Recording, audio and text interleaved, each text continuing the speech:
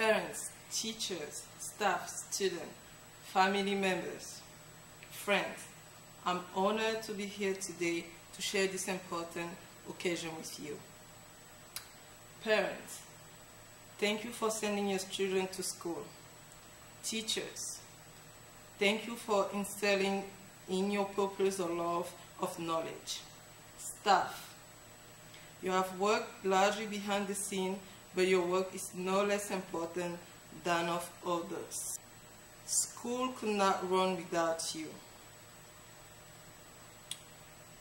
Students, thank you for your hard work. May this day mark the beginning of a lifelong commitment to education and progress. Family members and friends, thank you for your wisdom and support. You are the community that has supported these students and instilled in them the values that will take into their adult lives. May you always be proud of their successes. There are 549 of you graduating today.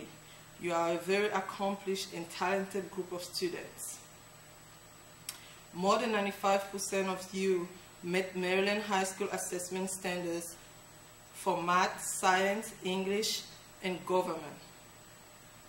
In addition, more than 95 of you have taken at least one honor or college bound. You certainly have the ability to distinguish yourself in your studies in life. What you have accomplished here is something many people all over the world still struggle for and hope to accomplish.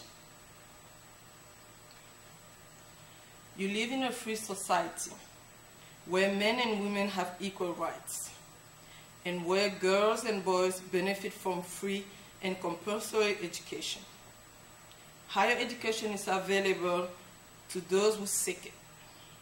U.S. women earn more college degrees than men, and they are increasingly acknowledged for their accomplishments and contributions. And they are to live lives that many others can only dream of. Women are able to speak out, teach, and enjoy full lives without fear of being persecuted for who they are and what they do. Things are very different from where I come from. For those who may not know my story, I am from the north of Pakistan. My father believed in education for girls, and he encouraged me and allowed me to study. He taught me to speak out and to stand up for what I believed in. I was a child, and at first, I didn't really understand what that meant. However, the society in which we live was repressive, and many disapproved of my father and for going to school. I had to hide my book under my shawl.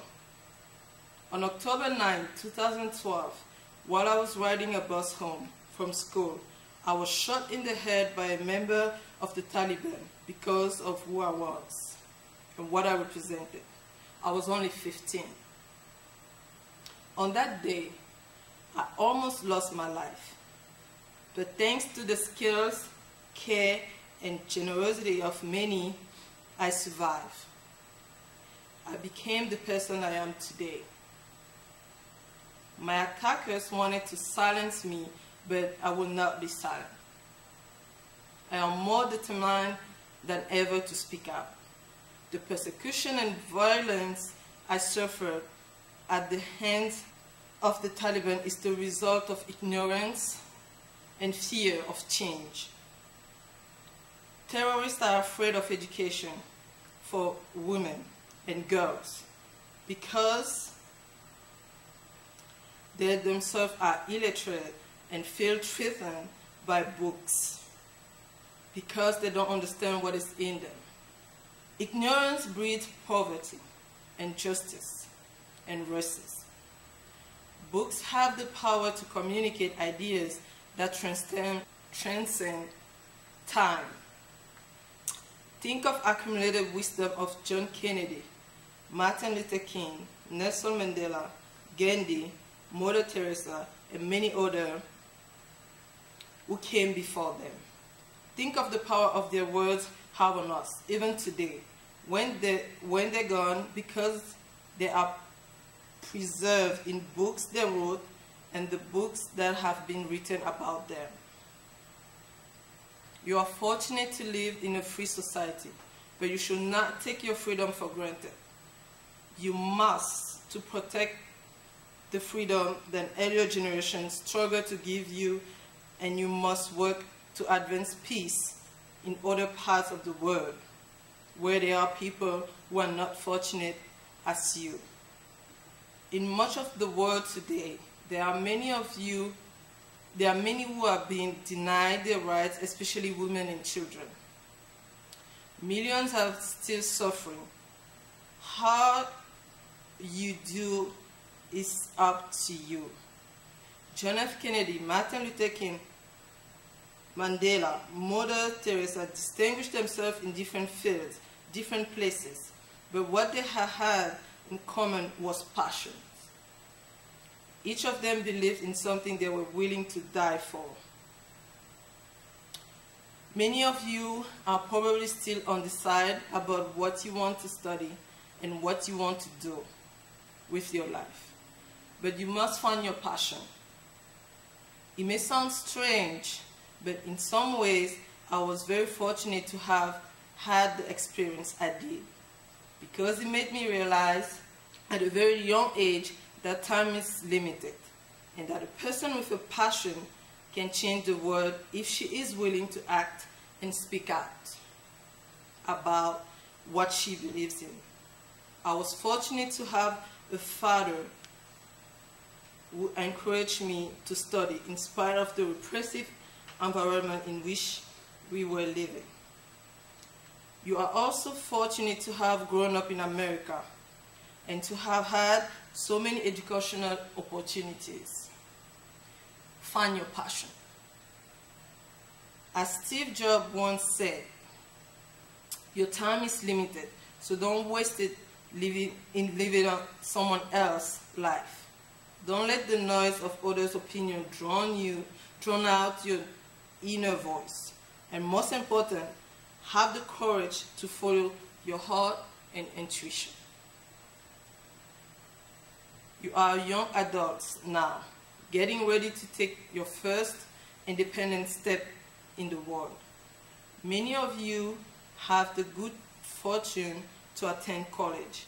You have the right and the opportunity to further your education, to speak up for what you believe in. You have the right to vote. Use your voice to speak up for freedom and equality and education for all. It's time to call on your world leaders to invest more in education. Tell them that we need more schools, both here and around the world. Education is the best weapon against terrorism and the best guarantee of peace and prosperity. Words have the power to change the world. You have the power to change the world. You have the power to make a difference.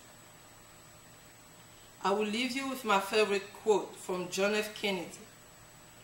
Children are the world's most valuable resource and its best hope for future. You are on the verge of other world. Find your passion and join me. Let's go and change the world. Thank you for having me here today.